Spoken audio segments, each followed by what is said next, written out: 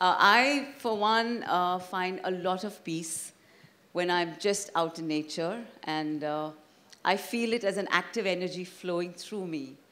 Whether it's plants, whether it's the sea. I am from Chennai also. Angela, I'm going to start with you. Welcome to the Jaipur Literature Festival, to your first session. Yes. Yeah. You are actually in the land of Ayurveda, right?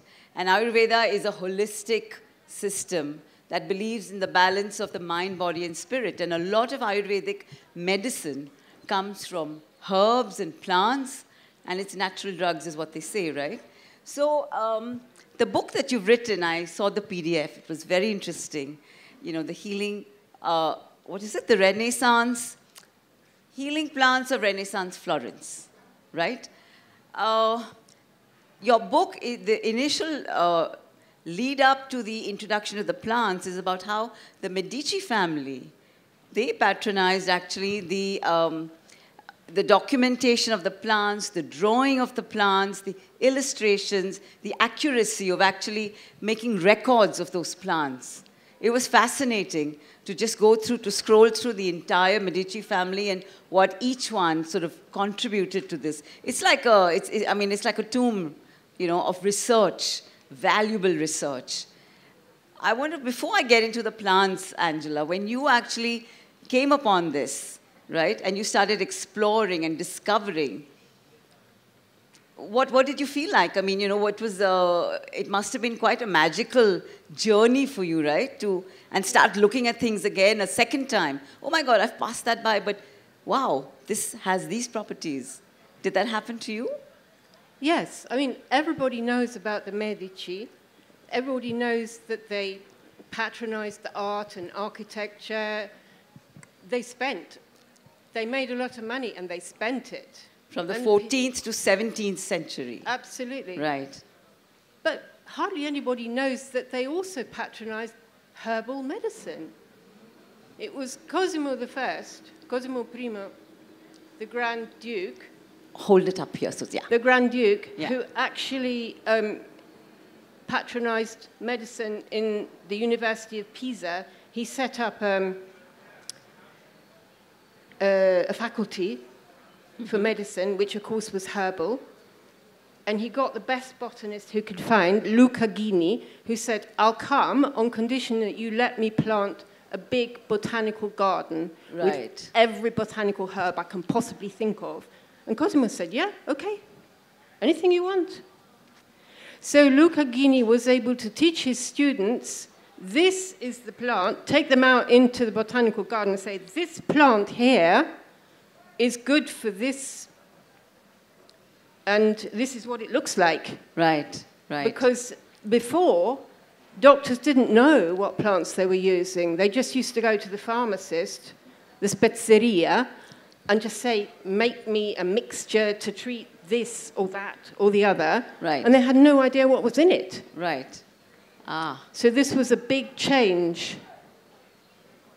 Okay, and it's all been documented. So, I mean, when you actually kind of chronicled plants that you have selected, or? Yes. Yeah? I mean, there were these lists of plants which they used, and I was able to identify and then sort of... Yeah, to find these lists of plants and choose the ones who I could actually translate into English and find the Latin binomial of, because some of them I couldn't do that. Right, right. And plants which we use today. So, Angela, I mean, you know, some are quite right out of, you know, your kitchen. We use them, I was reading that and a lot. Absolutely. Yeah? And so which would you tell us that is a must that we need in our kitchens? I know there's a climate difference, but yeah. Well, I've just been discussing these plants with Yuvan. Yuvan, yeah. And he recognized all the plants in my book, except for one, which was the dragon tree. I was going to say that too, yes. Right, exactly. It's the most extraordinary tree, but it only grows in the Canaries and in one island off the coast of Yemen. Wow. Nowhere else. So, actually, But how did it reach Florence for them to record it? Well, they would The travelers. import the bark from, Right, you right. know. Right, okay. There were all these boats traveling around the oceans and bringing things back, and they were using them. Yeah, yeah, yeah. No, but so can you just tell us which plants are a must, that we must have in our kitchen? Well, I have to have aloe vera Aloe vera. in all my right. kitchen in case I burn myself or somebody else burns So themselves. it's great for burns, okay. Chamomile, in case Soothing. you can't go to sleep or you have a stomach upset or something. Right. Okay. It's Okay. good. Okay. Um, Fennel. yes. Okay, not that much, all right. We have a lot of fennel in India. It's a great digestive for us. Yeah. Yeah. Well, I've got to have nutmeg, but not because I'm using it medicinally. I'm not. I'm using it as a spice. Right, right. Okay, okay. So do you have what would I say, like a greenhouse outside your kitchen where you have an array of herbs and No, I haven't got a greenhouse, but I do have herbs growing outside in my garden, yes. Right, okay, okay. You know, I remember I had gone to, this was a hotel that a long time back, we'd gone to Israel when one was still going to Israel. And for their teas, you know, most floors have a kettle and tea bags. And they had little pots where you would pluck the peppermint and put it and have fresh, and it was amazing, you know. And I thought, wow, that's the way to do it. Not go and, you know, get Twinings to get their numbers go up, but actually have the fresh, you know, whether it's chamomile also, or hibiscus, or, you know, there's so many of these flower teas now. Hibiscus we don't have growing in England. Right. But I've got dried hibiscus in my cupboard. So do I, but yeah. Okay, so, and Angela, so, I mean, has that changed your perspective, you know, when you're walking through, when you're coming to a new country? Is this your first visit to India? No, no, no. You've I've come. been 24 times to India. Ah, and which is your favorite place as far as herbs and plants and nature is concerned? I think the botanical garden in Kerala. In Kerala, It's really amazing. Really? It's a botanical garden which has no border, no fence, and at night all the wild animals can come in, including the elephants. So you mean it's on the periphery of a forest? Yes. Wow. And they haven't destroyed any of the forest. They've just planted in between the forest trees. That's amazing. It's really wonderful. Right, okay. And they have research labs there where they're working on plants which they can maybe make into something they can sell to try to raise money, because obviously they don't have enough of it. Right, right, right. Ah, okay. It's very, very nice. It's in the foothills of the Western Ghats. Western Ghats. All right. Okay. Thank you. Thank you. Talking about botanical gardens, I'm remembering the banyan tree in the Krishnamurti area. And Yuvan, as I was saying, I grew up in Chennai. And my fondest memories really are, so I used to live in Santho. And you had Foreshore Estate. And for me, the sea was a living, moving presence in my life. And I didn't notice the marshlands at that point. But now, looking back, yes, there is a strip that before you go to Adyar, I don't know what state it is in now, but it was pretty marshy then. You're lucky, you're really lucky to be there.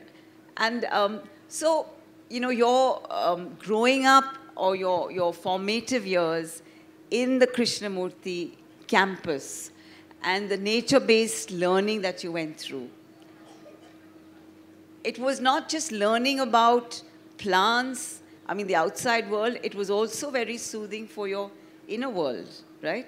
Would you like to tell us a little about that? Krishnamurti schools, there are 7 in India, and it's a very beautiful philosophy. A lot of people find it a little intangible, but this Rishi Valley is also one of them, Rishi right? Valley, Valley School, Sayadri, they are located in really beautiful places. And some of the things this philosopher, this man said was, question every answer. be a light. Question every answer. Yeah. Wonderful. Be a light unto yourself. No guru, God, organized religion can lead you to the truth. Truth is a pathless land and things like that. Right. And we had a lot of our classes happened outside, and the campus was a forest at the center of the city. We had about 80 species of trees. I was part of surveying them with a teacher. And the most magnificent was the banyan tree. Yeah, the banyan tree, which yes. is what, 300 years old? So opposite, I mean, the school's area has changed now, but opposite it there was the Theosophical Society, which has a banyan tree, is about 600 years old. But, based on its girth, we could say about 200, 300 years old, what was inside the school. Okay. Actually, home was a very sort of tormentuous, sort of turbulent place. And what nature allowed was very basically get out of one's mind and to just feel wonder for the Indian pitta, which comes during the monsoon. And Indian pitta is a bird. It's called the 6 o'clock bird. You get it in Rajasthan. It calls at 6 a.m. in the morning, 6 p.m. in the evening. Right. It goes tweet you. No. No, do it's that, better. please. It's better. It's better. And I used to mimic better when I was younger. But it's through the year or monsoon? No, so during the monsoon. So it lives in the Himalayan foothills, and during winter it comes down and goes up. It doesn't cross. Give it once again. Tweet you. Okay. Bird sounds better. Lovely.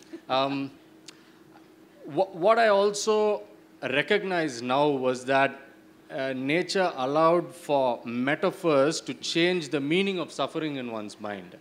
Later on, whether it be, for instance, metamorphosis of a moth or a beetle, or the work that, let's say, decomposes to millipedes and pill bugs. Right. Or a tree decaying and then new life coming out of it. Yes. Yeah. These were. I realized that metaphors are a survival need for us.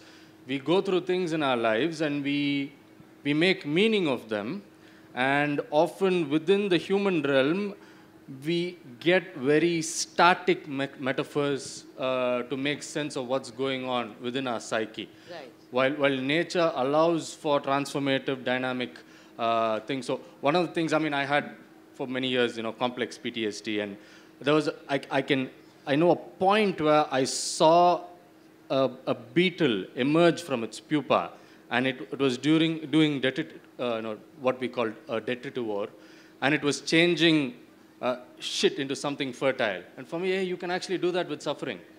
And what would it mean to actually leave dung beetles into your head? Wow. Wow. No, sorry, I'm going to get a little personal. How did you make that shift inside you personally?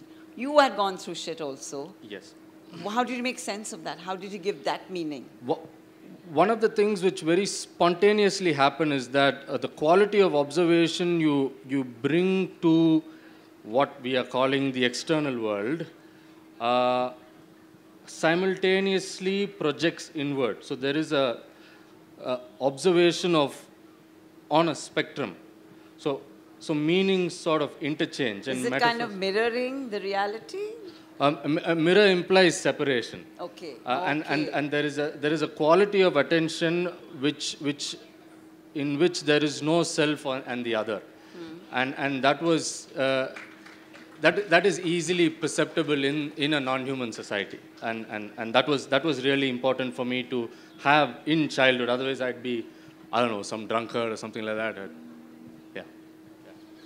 Wow. Well, I'm glad that happened, and we have you here to share, and so delving back on your own personal experience, you realize the value of, I keep saying that today, we were just talking about it coming here, that the biggest, we don't have COVID, but the other pandemic is really about anxiety, mental health and anxiety amongst young people today.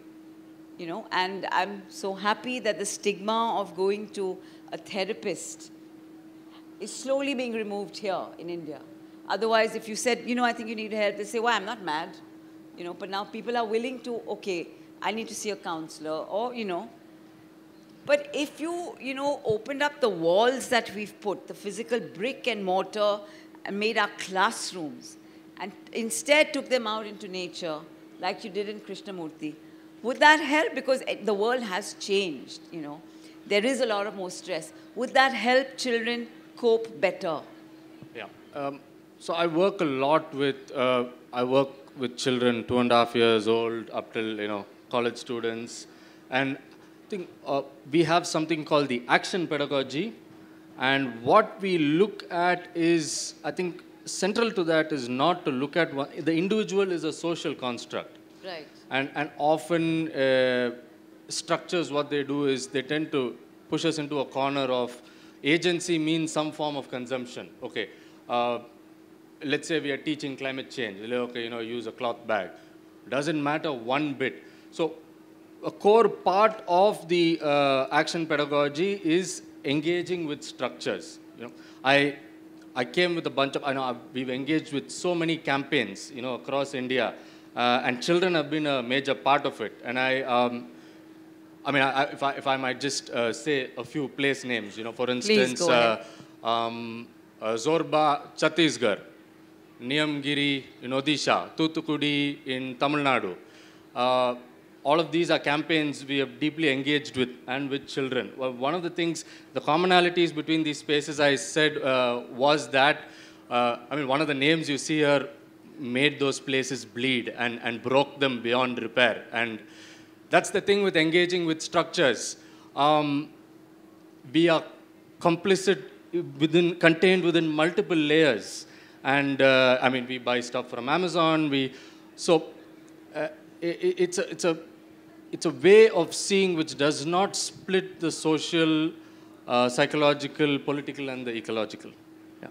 So you're talking about a consciousness then, a deeper consciousness. Campaigns, today you talk about campaigns, school campaigns, etc. And honestly, what I've seen, it doesn't move beyond make these posters, have this jingle, this song, right? But to actually get them, you're talking about making shifts in consumption, transforming, the way they look at things, no? No. So what we consume or don't consume, it's nice. It's nice to sort of practice in our lives. We buy something from some brand, doesn't mean a thing. Huh. The approach to, I think the approach to real behavioral change, value change, is direct engagement. For instance, recently I worked with a group in Assam on the Holangappa gibbon sanctuary, right now threatened with coal mining. Again, I think the person doing that, the name is right here. But the issue is not to look at ourselves, okay, because that's what these large powers, the mining corporations, want us to do. The issue is about not seeing oneself as an individual, but to and seeing one's real strength as engaging with larger structures. Okay, yeah. Okay. No, but when you say larger structures, are you talking about the larger natural, the planet, or is it the institutions? The political, the institutional. Okay. So very simply, let's say we're talking about waste. Right. It's not about what I throw in the dustbin or not. It's about, okay, I have an apartment complex. Is there a system in place? So to be able to transcend the self. Right. Okay. Got it. Thank you. So, they talk about actually that our body also is an ecosystem, right? And in fact, in our Indian chakra system, there are the heart chakra. For me, green is one of the most soothing colors. It's something, and when I later learned about the chakras, there's these 7 major chakras for your healing. The green is supposed to be for the heart, and it is the energy of love and compassion, And then the throat, they say, is creative energy. It's light blue. It's peace. It's the sea. I'm just wondering why we are forgetting all these. This is ancient wisdom that has been in our land. There's stories around this. Why are we forgetting all these things? And now I don't know. It's like we're scrambling around for answers when they're all right there, right? So, Angela, I wanted to ask you. In terms of you've been writing about plants, and you're a naturalist, right? And you've been exploring. You're being modest here. Something like that. Something like that. Okay. So, I mean, have you come across any myths or any, things around plants that could be relevant today in a form of storytelling to young people, to adults also love stories?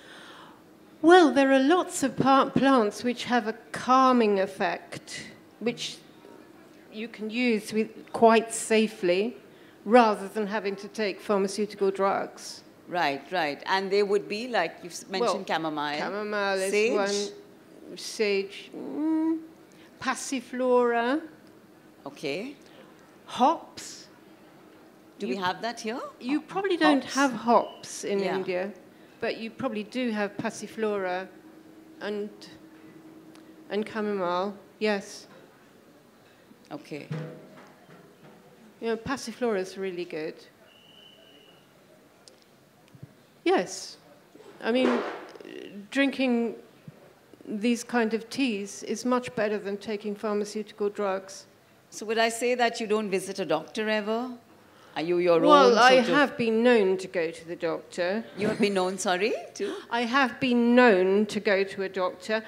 And for what? What is it that... I have also been to see an Ayurvedic doctor. Right. On 3 different occasions in India. When my health had been completely ruined by an allopathic doctor who gave me a really bad antibiotic. Yeah, and it had its side effects, and I think really we've all gone through that. Destroyed me. And I was amazed every time this Ayurvedic doctor, by taking the 6 pulses, was able to tell exactly what was wrong with me. Where the imbalance was, yes. And would give me these little pills that just contained herbs, which always worked. But Right. I know nothing about Ayurveda. Right. I just know that if you find a really good Ayurvedic doctor, he can cure anything. Absolutely, in fact, yeah. Really, really impressive. But I don't even know which herbs they used or anything. But I have to say that when we were talking together, you knew of practically all the plants which I talk about in my book, because they all grow here. Right. What about you, Yuvan? What's your medical treatment? You just go out and... No. I try not to go to the doctor. I'm prone to kidney issues. I have a sort of genetic kidney condition. Okay. So I've started... So there's something called the devil's thorn. You find it a lot in some parts of Rajasthan. It's called Tribulus terrestris. Okay. So I have that powder, which when a stone starts forming, I get a sense. And there's a sort of itch in my ureter. So I drink that, and you can feel it Dissolving. Actually. Amazing. And then we also have something called the Pulapu in Tamil, which I forget the scientific name, which is also useful. That's something I often use. Right. Yeah. So, I mean, and I also personally go to an Ayurvedic retreat near Coimbatore.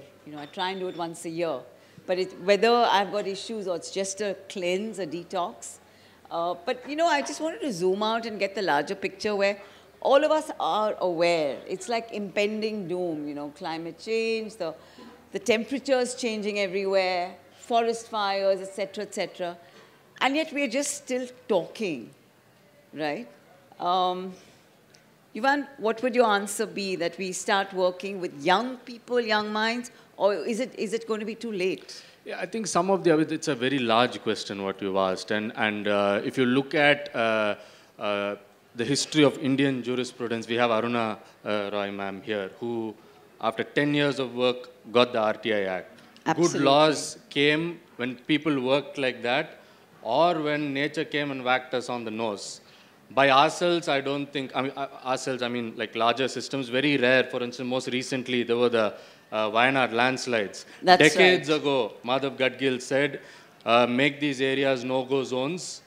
They need protection. There's going to be landslides. After the landslides came, however, there was the eco-sensitive area notification. Right. So sometimes I feel, and in Earth Transform, Peter Frankopan ends with this. Last year I was in conversation with him. He says, I don't think we're going to do anything. The bad things are going to happen where we're like, oh my God, we got to do something, and we take radical action. Unfortunately, that's been the pattern. I'm not endorsing it, obviously, yeah.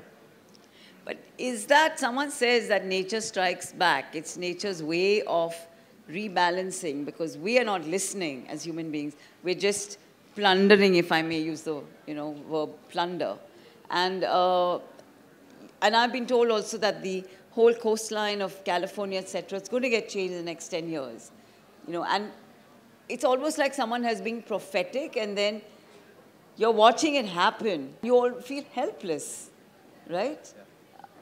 This has been, in fact, the history, one of my important mentors and friends, Robert McFarlane, his new book is coming out in May, and he starts with the Epic of Gilgamesh, where two hubristic men go and destroy a forest and bring about the end of that civilization. This is what, how old is it, 4,000 years old? Yeah. About 4,000 years old. And this has been the repeated pattern. However, with respect to climate change, I think climate is a very large, global phenomenon. If we can shift the lens, and a lot of fossil fuel companies, mining companies like to talk about climate because they have a carbon fetish, because then you can mine lithium. Right. You can mine tungsten in Melur, Madurai, which yesterday people's protest won. You can techno-fix climate, but you make it about water, you make it about biodiversity, then you have to engage locally, you have to imagine totally differently. I think it's important also to move away from the climate lens in order to find agency in ourselves locally. Can you explain that? Move away from the climate lens. Perspective. So what I mean is... it seems so large, you say, what can I do? So climate is measured by a 30-year average. Okay. All the Indians can do all the right things. If the US and the UK screw up, we can't do anything. However, for our local issues, and often what we suffer by is through issues which are not, climate is really a risk amplifier. It does not have a form of its own. It's a ghost which sort of possesses existing problems. You take, for instance, port building in Tamil Nadu. Causes erosion. Climate change speeds up. Ocean currents causes erosion faster. Problem is port building. Right. Problem is mining. I really believe in what the anthropologist Jason Hickel said. It's the time for degrowth. It's a time for That's an interesting term. Yes, absolutely. Angela, do you want to add to that? Yes, well, I've been part of an anti-mining campaign for the last 50 years, and we haven't achieved anything. Haven't achieved anything, okay. No, we go to their AGMs and we ask awkward questions about how the mining companies are destroying the environment and destroying the lives of the people who live in those environments. And they just give us whiffle, waffle, piffle, boffle, cotton wool, and everything carries on. So, you spoke about degrowth, so it's like a dismantling of structures. I'm just wondering, we keep talking about migration as being one of the issues in India. Is it time for us to go back to being an agrarian society, or is it just... That's never going to happen. Never going to happen? No, but there are a lot of people now wanting to shift back to, there are not villages, but retreats. They want to go back and live simpler lives, a slower pace of life. Yes, but we need to look at making cities more livable, because that's where the majority of people now live. Yeah, but Angela, that's subjective. Someone thinks a skyscraper being on the penthouse on the 36th floor, I've reached that success, right? So, how are we going to get there? I don't know. But, there are places in Germany where they've built entire cities where there are no cars. Right. Everyone has to use a bicycle or walk or whatever. Yeah. Some places they try. But I think where we need to get, we don't have a vision of. The place we need to get as a people, as a community. It's not like going back. We're going forward. We're going forward. Yeah. It's misty. We don't know. We know what is not. Right. So one of the big things spoken of in the climate discourse is solution. Solution is a chemical metaphor, which is to make, vanish, to dissolve, to eradicate almost. I think a more useful metaphor from chemistry is suspension, as Donna Haraway said, to stay with the trouble.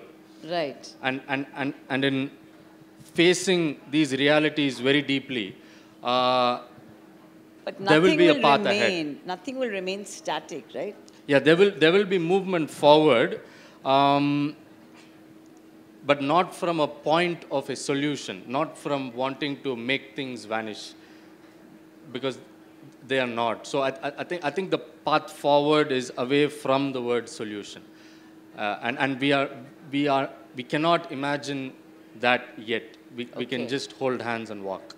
Yeah. So your book, Yuvan, intertitle, I mean, it's a metaphorical, it's, I didn't know that it was actually that line that comes in with low tide and it gets, So your intertidal thing, I mean, how is it, you've been in now Chennai for how many years? You've been you've grown up, 26 years now, Chennai, right? Yeah. Has it been changing visibly in front of you? See, The coastline and... Chennai is interesting because the concept of wasteland, yesterday, day before, Philip Marsden's book, there's a chapter on peat, and there people drain the swamps. He writes about it. That happened in Chennai. People saw the urban sprawl grew, beginning from changing the imagination of people and how you look at land. So marshland were actually, which are in the floodplains of rivers, where water percolates down, gets... And that's the drainage part of it. Yeah, that's part of the drainage, and that's also an ecosystem and a livelihood. In Tamil, I speak Tamil, there's a word called porambokku. If somebody knows Tamil, it's a bad word. Oh, hello, sir. Okay. So if somebody cuts you off on the road or something, you'll be like, poda porambokku. No, it means I like, know it's Paityakari. so, okay. No, that's different. Porambokku is actually a word for wetland. It became a bad word. And it began with the British because these commons, wetland commons, could not be taxed. Who will you tax? Everybody uses it. Right. And so it changed with the sort of shifting of language, shifting of imagination, and then you no longer perceive it. So that you see very active in Chennai. You take, for instance, I'm sorry I'm using bad words. They're not really bad, but you take some of them. Muttal, Madayan, Mudan. These are actually names of people who take care of wetlands. They open the sluice gates. They build the bunds. Those are the names we use now to speak derogatorily of each other. So much bad language has its genesis in hydrology. Really? Which then shows you now why the city is disastrously flooding every 2 years. Bangalore also, because, and they've also built over the drainage everywhere. There is no, we keep talking about the colonial rule that, thank God, that's over. But they were a little smarter in the way they built our cities, right? There was proper drainage and... Oh, you're looking at the colonial... What? I don't think Angelo... Well, there's one place in England where they have done it properly. That's Oxford. Right. Where they have flood meadows. So when it rains a lot, the meadows flood, and people normally will travel through the meadows to get to the center of the city. Right. But one day they will be told they've got to wear boots up to here. One day they'll be told they've got to wear boots up to here. Okay. to get through the flood meadows. But only in Oxford. And guess why? Money. So they built over natural drainage lanes and pathways? They just created a big area that could flood so that the city itself wouldn't flood. Oh, they've directed the water there. Yeah. Right. But, other places couldn't afford to put aside all this land in the same way. It always boils down to money, doesn't it? It does, it does. So, Trika, we've got a little time before Q&A. I love the caption of our session, writing nature, reading nature. Yeah? And Yuvan, you've got, it's a lovely book. I recommend everyone buy it. Meditations in the forest, around by the ocean, there are many of them. The thing of reading nature, we spoke about that there's no sense, no degree of separation. where you're flowing, you're one with it, right? How does one reach that space? It's a space in your head, right? You know, the post-human hydrofeminist Astrida Neymanis says, water allows you transcorporeality, which means whatever ideologies we have as individuals, it's constantly boring holes. We are river, we are part of the water cycle. And to be in touch with it, you know, I've done this with children. If you know the names of 50 plants around, your perception of the landscape and of yourself is profoundly changed. And by just knowing the names. By just knowing, because a name is a thumbtack. Naming is a political gives it act. An identity then. Yes, huh? You are giving something space to reside in the mind. I'm not saying, you know 100 names and it's wonderful, but to be in touch. Absolutely. and to have a practice of observation. Each of us have our practices of observation. Yeah. Things enter our perception, and there are things which we have conditioned to sort of completely blind spot.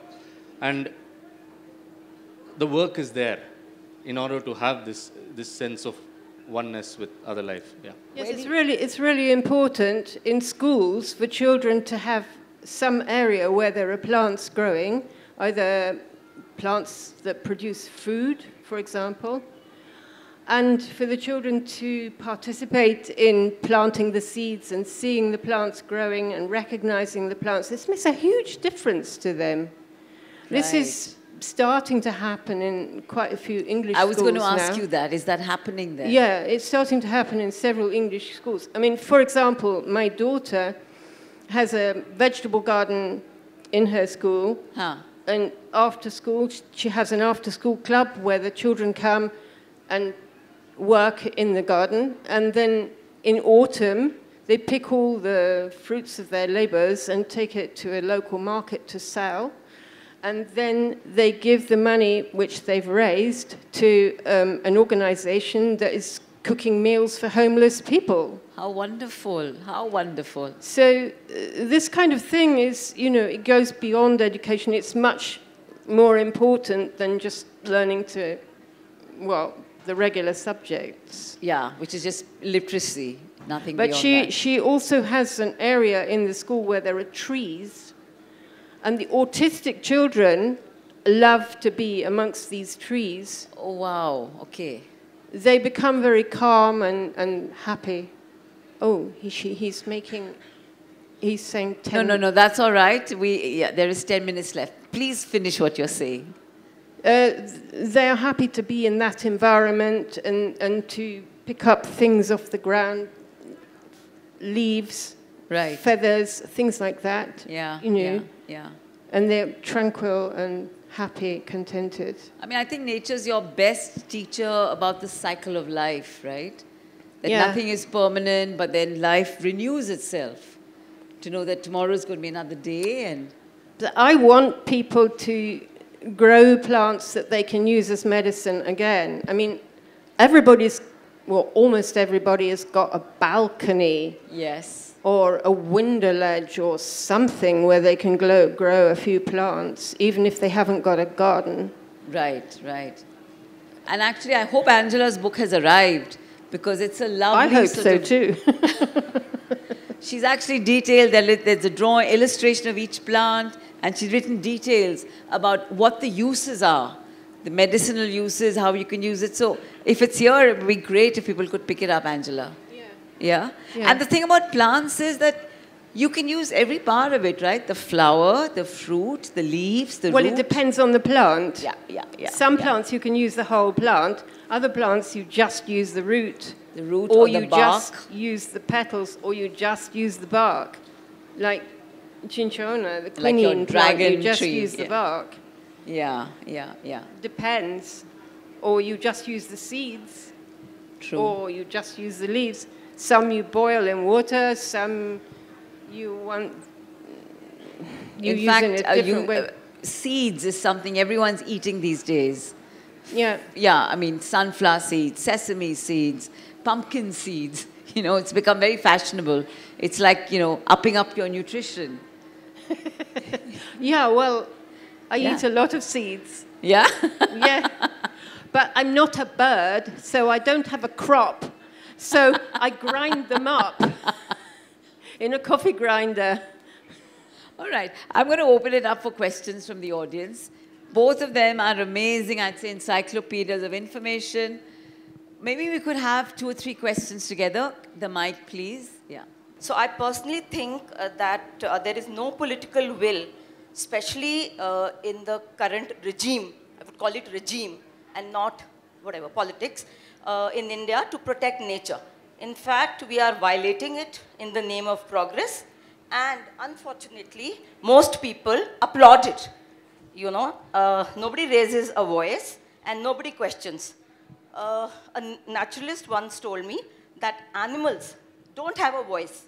And since they don't have a voice, their basic needs are not being met. And what is their basic need?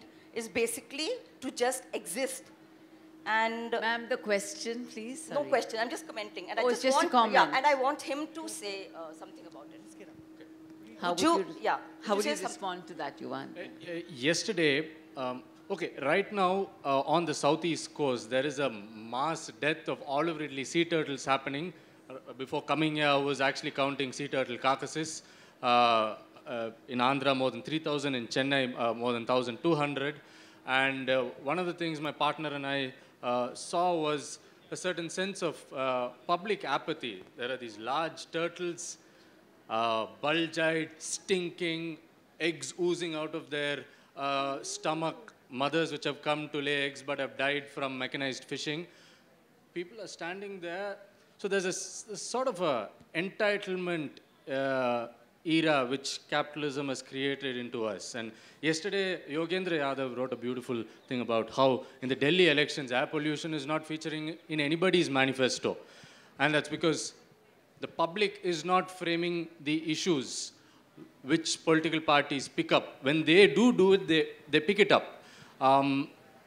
So I think part of this is about creating an active citizenry, you know, which is involved and engaged. I don't know how we are trying to do that. I mean, so many of you are, of course, but yeah, that's my response. Well, in Goa, they actually were protecting the turtles. They cleared all the people off the beaches. They won't allow any loud music at the moment. And Absolutely. The turtles are coming in and laying their eggs, and they're putting fences around them to stop people from damaging them. Yeah, there is a strong movement in Goa. That's right. We have a strong movement. The problem is the turtles are dying inside the sea and washing up. Law enforcement is very difficult in the open ocean. Yeah. Okay. Thank you. Sorry, the other questions, he will be signing his books. You could ask him there, right? Yeah. All right. So my question is with regards to how you were mentioning that school systems and education systems can be redesigned to redesign the metaphors. However, when we hear about the Purans, like the Ramayana, it features the Dandakaranya. And when we talk about Mahabharata, these talk about forest in a dangerous perspective. That is something to be feared of, like Hidimba coming from the Rakshasas. So the instinctive fear is like, if I see an ant, I should run away. If there is a forest, I run away. So how do we make those changes in the narratives, perhaps you could shed light? That's an extraordinary question. We do a lot of walks and tours in Chennai. One of the things we are doing is we are making and collecting stories. In the Mahabharata, it's a wonderful text. I don't want to get into trouble, but the Rakshasas are Adivasis. Yeah. We grow up learning that people living in forests are monsters. That gets ingrained into us. You look at, for instance, Santal's story, where God actually goes and asks the earthworm, listen, give me some mud. I don't know how to make the earth. Can you teach me? It's a sort of multi-species world making. Those are the kind of stories we need to hear. Yeah. Yes, I spent some time in Jharkhand actually helping to record some of these Santal stories because these tribal people, they know everything about the environment around them, and they do no damage, they make no mess, they leave no trash, nothing. They are such nice people. Yeah, it is peaceful coexistence. In large part, yeah. And their identity is melded with the landscape. It's not that they're going there. They're not exhabiting, as Tim Ingold said. To quote the tribal elder, Lado Sikaka from the Dongriakon tribal, who was fighting a mining company in the Niyamgiri Hills. He said, I'm not fighting for the mountain, I'm the mountain fighting for itself. Yeah. Yeah. One more question? Absolutely. Okay, we have 2 minutes left for just one more question. Yeah, yeah. Take the mic and yeah, and just the question straight, yeah.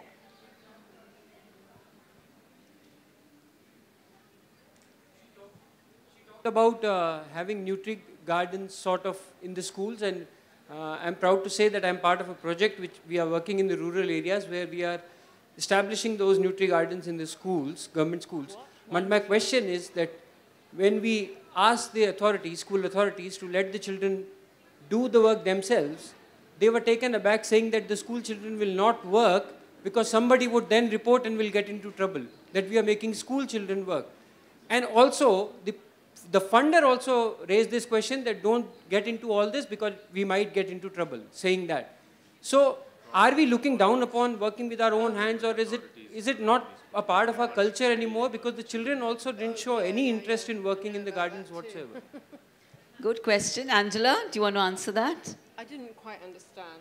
He says that what you were talking about, getting, these gardens in schools. Yeah. Yeah. They're part of a movement where they're trying to do this in Rajasthan, in Jaipur itself. However, the authorities are saying, well, don't get the kids to work because there might be some objection. He said the children also are not showing interest in wanting. He said, are we looking down on working with our hands? I mean, I think there's a sensitization issue here. But it's not, you're not working, it's not labor. But this is nothing it's to therapeutic. This is nothing to do with child labor. Yeah. Child labor is when you make children work for 16 hours a day. Exactly. In cutting diamonds or This something. is part of their learning. Yeah. This is just participating in education for, half an hour after school, doing something that you really enjoy. You should speak This to is him not child later and labor. ask him how he works out his schools. No, we work a lot with the government. When we face problems, we just wait for that official to get transferred and we smile. Exactly, yeah. Well done.